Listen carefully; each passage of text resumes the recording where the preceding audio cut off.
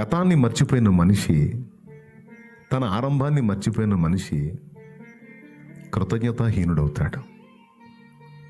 మనిషి ఎప్పుడు కూడా మర్చిపోకుండా గుర్తుపెట్టుకోవాల్సింది గతాన్ని.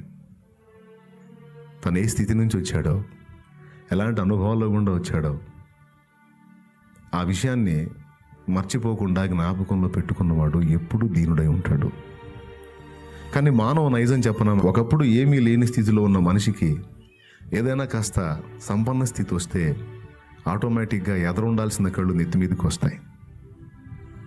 మానవుడి నైజంలో ఒక తత్వం ఏంటంటే కృతజ్ఞతాహీనత. ఒకప్పటి స్థితిని మర్చిపోయి అతిశయాస్పదంగా మారిపోతారు. తమ గతాన్ని గుర్తు చేసుకోరు.